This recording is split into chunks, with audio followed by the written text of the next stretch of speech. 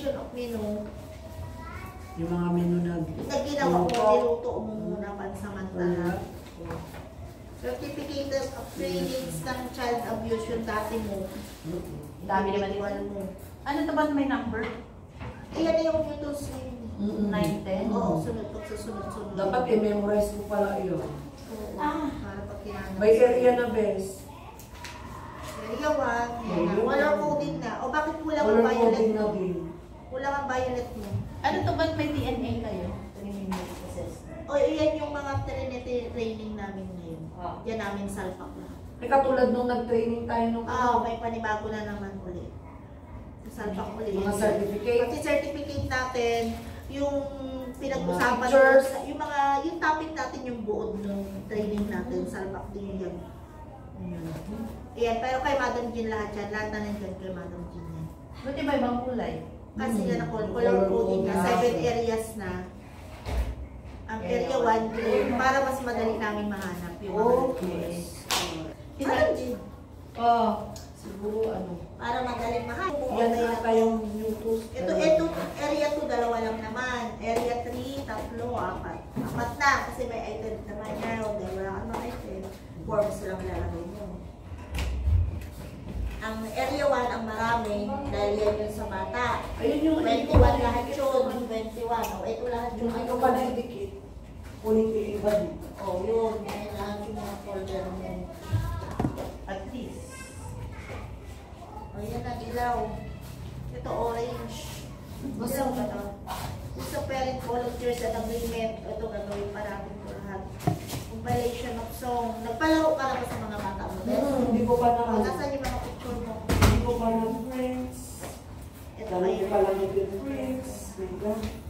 Ay. Personal record mo, be. Ready mo na. Niya mo siya. Lakbay bulilit. Sabi ko kayo, lakbay bulilit. Kailan ba ano mo accreditation? Wala pa naman friends. Hindi sabi nila itong August. Kaso wala pa naman. Pero, Nauli na yung nakaready ka. Nagre-ready na. Ayan na nga. Naka-ready na. Invitation mo yung mga pinaskill mo dyan sa Nikki. Dito yan nakalagay. Ito, certificate of continuity mo. Ito. Violet mo. Dito natin nilagay yan. Ito yan, violet. Certificate of continuity. nabandang sila na hindi. Nakakalaro sila eh. Kaya hindi sila hindi. Tayo niya akong ano Ito mo. yung Pero di ba itong suggested calendar of activities, buong baker na to?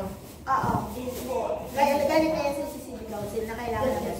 Kailangan sundin. Iba pa yung sa... Iba pa rin yun sa amin dito. So naka-attach din yan. Iba pa yung sa daycare niya? Iba pa rin yan sa daycare niya. dami na best. O ganun talaga. Ano talaga? Ito ganito. Pajama party. Yan Sa yung daycare niya na to siguro. Oo, yun yung sa daycare niya na. Yan yung ginawa ko na namin. Kasi minsan wala sa schedule. Wala yan Pero sa biglang may schedule. dumarating na ibang Oo. Mga ano mo lang naman yan. Yung mga plano mo pa lang sa buong ano. dami. Saan na yun? Yung sa feeding mo to, Ben. Dami. Yung feeding. Feeding report ito eh. Ito yung mga pictures mo. Nagluluto yung mga nanay. Kasi yung feeding attendance. Feeding attendance mo dyan. Ang Ayan, dami, ayan, ang dami, ang dami. Yan. 74 folders na yung binagawa ko. Yung 52 lahat itong area. Yung tools, 52. Tapos Plus yung- yung special folders mo, nasa 70. Nasa 15 something. 52. Basta updated ka, hindi ka magka-planning.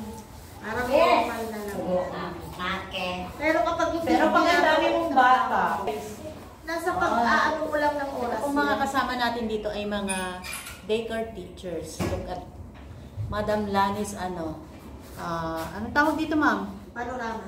Panorama. Zoo animal. By area na po yung folder. Dati po akong daycare worker. At medyo, after 11 years, dun ko na-realize na iwanan yung daycare. Tingnan nyo naman kung gaano karami yung folders nila. Walang sa ano.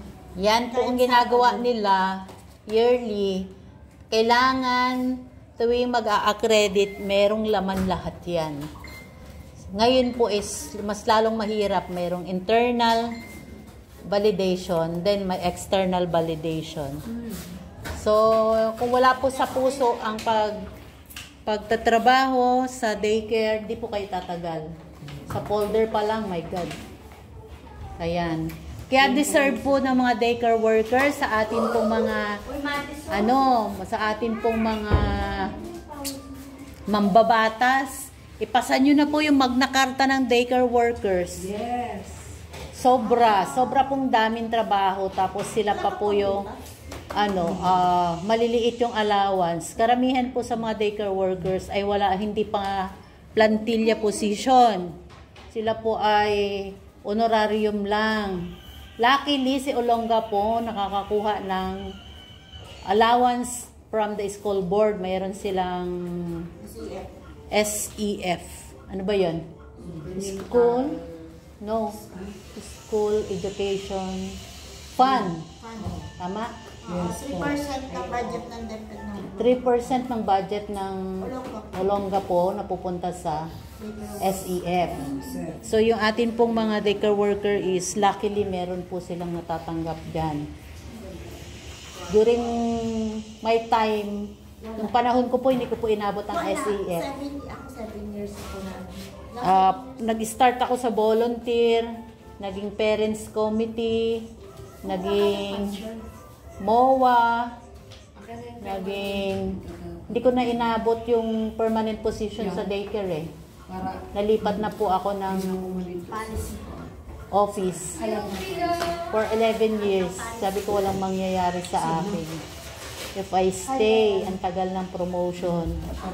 Allowance lang. At least ngayon po yung kanilang natatanggap ay may may hustisya na. Kumpara noon, ng mga panahon namin, nagsimula ngayon mga mentors po namin 500 pesos lang, madam?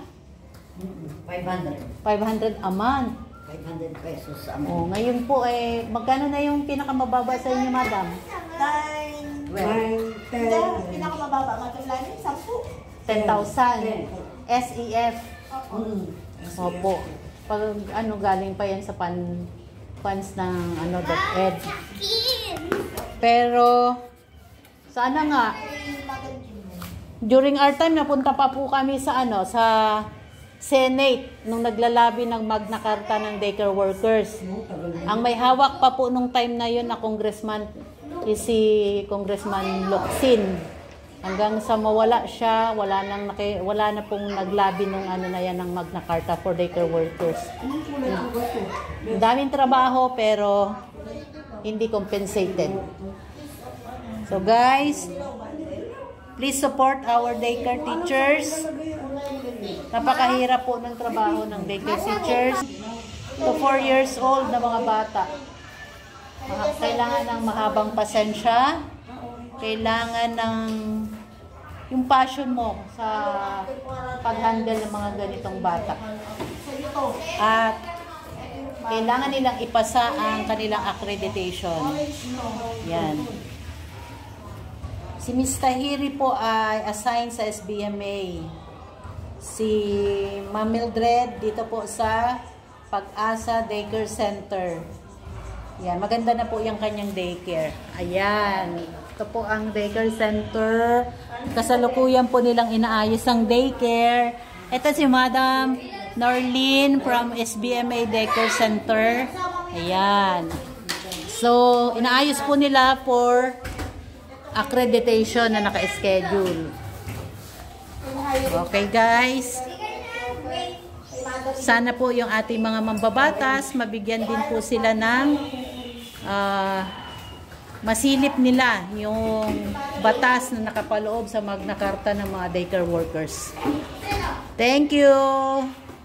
Goodbye. Mabuhay po ang mga daycare workers.